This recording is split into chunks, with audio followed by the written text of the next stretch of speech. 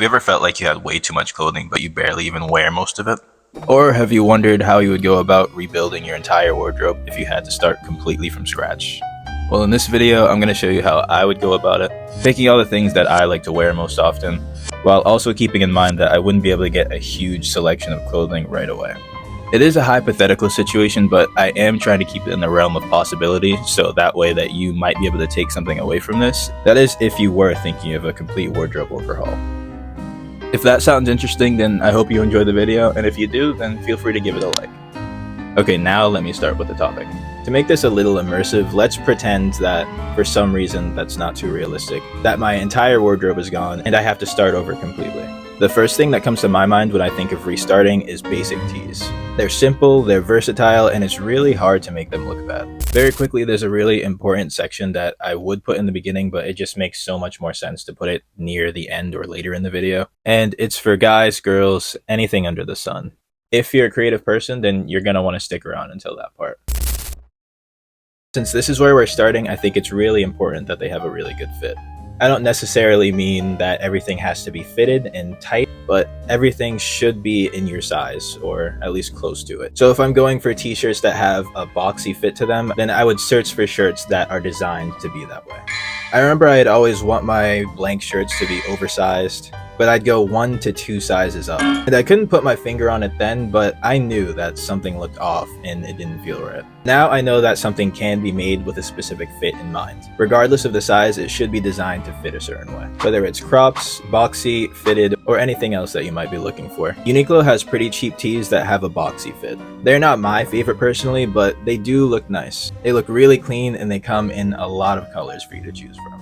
Maybe if all my clothing hypothetically disappeared sooner, when I was opting for these kind of boxy fits, then I would go for these Uniqlo shirts. But since this hypothetical situation just now happened hypothetically, I'm going for a completely different cut of t-shirts. I like to layer in my outfits, and I really like a solid foundation to start out with. With layering, I think things could look a little bit awkward if the base layer is a little too thick and has too much fabric. It could cause things I'm wearing to be a little constricted, and it could even make things bunch up. So now I go for slimmer, basic fitting t-shirts. It helps that these are cut a little bit closer to my body, so there's not way too much going on with the layers and I feel like I have too much on.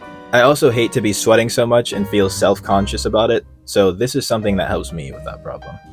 And since I really like the base layer itself, I have no problem taking the jacket or overshirt off and just letting my t-shirt stand alone.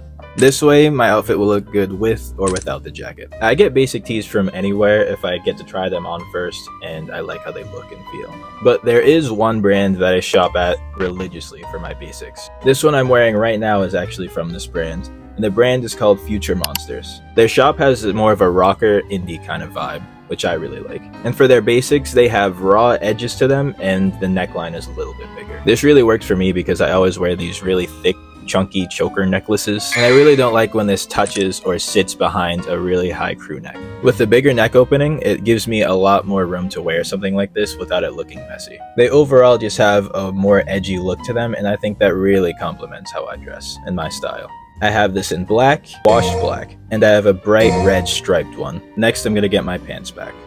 I'm just going to be moving down the body for clothing pieces since that's what makes the most sense to me. Your pants are going to be the biggest piece of clothing on your body. So when you think about it like that, you definitely don't want these to look bad or be uncomfortable. So I'm going to need my jeans that fit the best back. There are so many places to get a great fitting pair of jeans, but how you want them to fit is the tricky part. So I'm going to show you how I like mine to fit. I have 3 pairs of jeans that I wear all the time. The first is a pair of 70s flare blue Levi's jeans. I found these at a thrift shop and I instantly loved the color as well as the flared detail. There was just one problem. They were way too long and the waist was just a bit too big.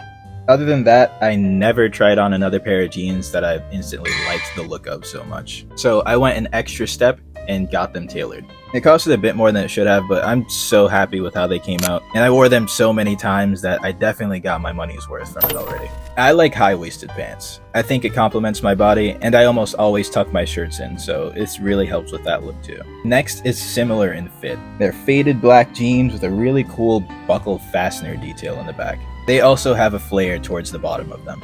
I really like flared and bootcut jeans because most of my shoes are on the chunkier side. I used to be really self-conscious about my shoe size because I thought it was kind of disproportionate to the rest of my body. But just with messing around with the proportions of your clothing a little bit, the features of your body that you might not be too fond of could easily be complemented. With my jeans being wider towards the bottom, it gives a less harsh transition from my pants to the chunky boots. I'm using this as an example because knowing what you want to look like and being conscious about certain things about yourself can make it a lot easier on how you want your jeans to fit.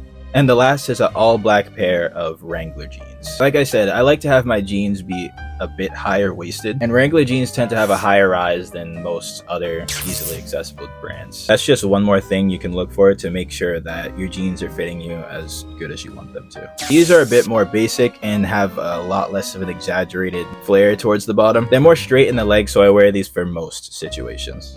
Hopefully this can give you ideas on where you could start if you don't like how any of your jeans fit you. Like I said, I wear these cuts of pants to complement my proportions and as well as the shoes that I like to wear. Taking this into account is really important, I think, because if you like to wear something like skinny jeans, then something with a bit more girth like these boots probably won't look the best with them. Slimmer shoes like Converse and other flats go really well with this kind of fit. But for me, these derby boots go with my favorite two pairs of jeans perfectly, and I really like the silhouette they cut. But these combat boots go nicely with all of the jeans I mentioned in this video. So if I was only to go for one pair of boots first, the combat boots would be the better option. Since I kind of cheated on the last part and picked 3 pairs of jeans, I'm only gonna pick 1 pair of shoes. If everything in my new minimal wardrobe goes together with not too much effort, then I can get a lot more wears and a lot more combinations out of just a few pieces. If nothing else, I hope this is something that you take away from this video. So my advice would be to wear the jeans or pants that you wear the most when you're shopping for new shoes. You'll instantly know if they look good with your favorite pair of jeans. And if you wear those a lot, then you're almost guaranteed to be wearing the shoes a lot too. And since we're talking about resetting your entire wardrobe, we're not going to be working with a lot of clothing items. So we definitely want them to look good with each other. Okay, with the outer layer, I think I can get a little bit crazier since everything else is on the minimal side. If I had to start all over, the first thing that I would want back is this studded leather jacket. The studded detail on the back and sleeves is so cool to me, and it just reminds me of some sort of Frankenstein's monster or the stage gear that the Misfits would wear. I really like the fit to it, I like how it looks on me, and it looks great with most of the things that I like to wear. It's also genuine leather, so with a little bit of TLC, I can really make this last. And the best part is that I got this secondhand, so I really didn't pay that much for it. And the jacket that I wear way too much not to put on this list is this ash colored denim jacket that I got from American Eagle. It's from the women's section and I got it years ago. It's an XL and I think it fits me perfectly. It's slightly cropped with an oversized wide fit to the sleeves. I also put this skeleton pin on it just to add a little bit of my personal touch. Small little personal details like that are my favorite, and I love anything even remotely reminiscent of Halloween. So anything with a skull or monster themes, I'm really going to be drawn to it. Moving on to accessories. I keep having to remind myself that I should be looking at this from the perspective that I'm starting from scratch. So I'm trying not to add way too many things. That being said, I almost always wear a belt, even if I don't need it to hold my pants up. I just like the slight little detail it adds to an outfit. I love a studded belt. And if you're subscribed to the channel already and you've been watching me for a while, then you probably like studded belts too. But as much as I wear them, I'm not gonna wear one all the time. But you might. And if that's so, then you should go for a studded belt for your hypothetical first one. I am going to meet you halfway. And I'm gonna go with this belt with studs only on the front loops. I think it can easily stand out and add to an outfit, but I don't think it's gonna draw so much attention that I feel like I can't wear it with everything. Rings. Ringu. I love rings and I have a lot of them. But for the sake of the topic, I'm gonna opt for simple rings. 1 to 2 for each hand. Actually, the rings I'm wearing right now are almost always on my hands. I even sleep in them. They're just simple banded rings. There's a silver one and there's a dark titanium one. I also need at least one leather cuff or bangle. I always wear one and I feel like my arm is naked if I don't. I'm really glad you stuck around for this part. I think this is the most important part of the video. There's a reason why I kept most things on this list towards the plainer side, besides me just being a little boring. It's because if you're someone who can make all of your clothing yourself, it's just going to be easiest to start with simple, affordable pieces to start with something. You don't want to spend too much, and it might not be the best idea to go with something that's so defined that you'll feel weird wearing it over and over. But just because something's plain and basic doesn't mean it always has to be. Just like you who's watching this. If a piece of clothing is basic to start, it could be easy and a lot of fun to personalize it and add to it the longer you have it. Think of those crust punk jackets and pants that have all these patches, pins, and studs. What you can add to your clothing is only limited by your creativity, since it doesn't have to be very expensive and you can do a lot with hardware or other pieces of scrap you find around your house, or with cheap thread from arts and craft stores. If I didn't get this studded jacket secondhand, then maybe I would have made something like this myself. I think I would have added something like this to a plain leather jacket. When you go the extra mile to add something so genuinely you to what you wear, it can make the cheapest generic thing one of a kind. Just like you.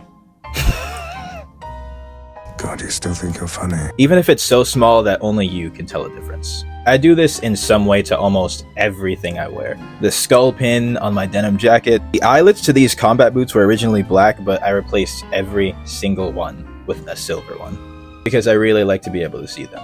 And 2 of the 3 jeans in this video that I mentioned were altered in some way by me or somebody else. Well, you get the idea. For me, adding something small can make a huge difference in how I feel when I wear it. I don't think everything needs something like skulls or spikes added to it, but let's be honest. We're a little weird here, and sometimes we just can't help ourselves, or leave well enough alone, right? But as long as you let yourself be the creative person that you are, then you always have the option to keep something plain or to make it one of a kind. Well, that's about everything that I would go for if my entire wardrobe disappeared overnight. Let me know if you'd go about things in a similar way and pick the same kind of things, or maybe you'd focus on completely different things. Either way, let me know. I'm really curious to see what different people pick. Well, thanks for watching. Also, make sure you're following me on Instagram so you can talk to me and reach out if you have any questions about where I might have gotten something, or maybe you wanted some advice on your personal style. Well, take it easy, guys. I'll see you next time.